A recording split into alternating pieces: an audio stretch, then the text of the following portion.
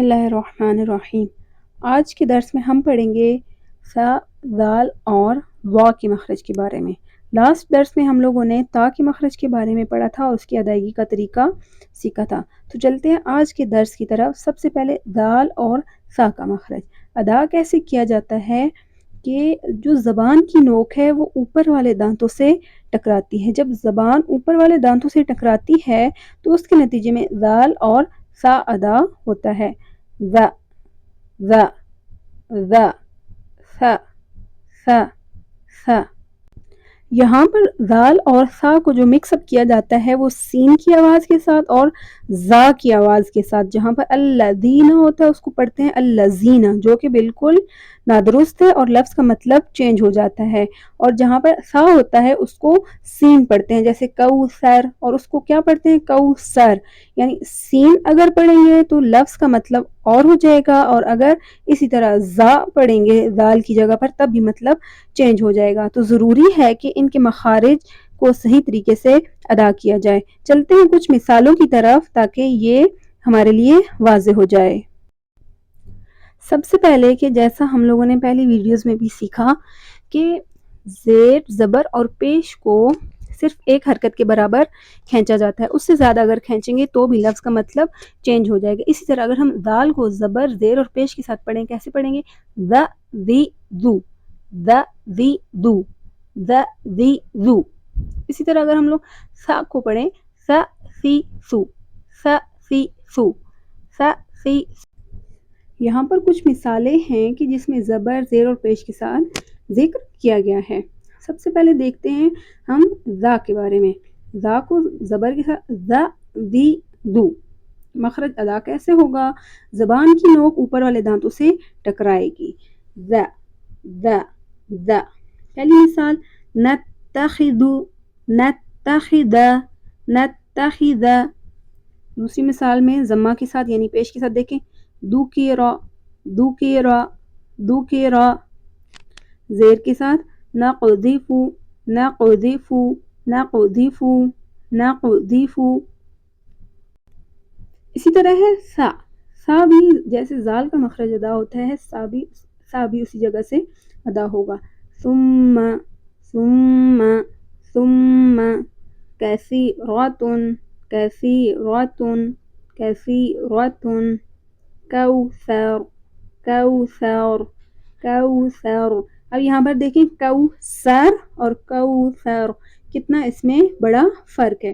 تو سا کا مخرج صحیح طریقے سے ادا کرنے کے لیے ضروری ہے کہ اس کی پریکٹس کی جائے۔ ہم وا کا مخرج پڑھنے کے بعد قرآن مجید کی آیات میں بھی ان کی پریکٹس کریں گے، اور آپ لوگ بھی پریکٹس کیجئے گا، جس سے یہ کیا ہوگا، آپ لوگوں کے لیے پختہ ہو جائے گا اور اس میں غلطی کی گنجائش نہیں رہے گی۔ اب ہے حرف وا۔ اس کو بھی جو عموماً غلطی کی جاتی ہے، کیا پڑھا جاتا ہے؟ ظا، ظا، ظا، یعنی زا کو موٹا کر کے ظا، جو کہ غلط ہے۔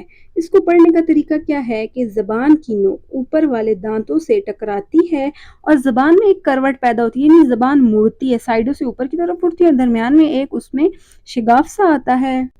جب زبان میں کروٹ آئے گی تو اس کا نتیجہ کیا ہوگا کہ جو وا ہے وہ موٹا ادا ہوگا۔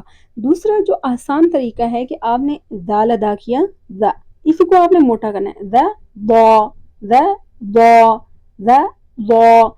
جب موٹا کریں گے تو یہ ضا بن جائے گا، ذ ضا، ذ ضا، ذ ضا۔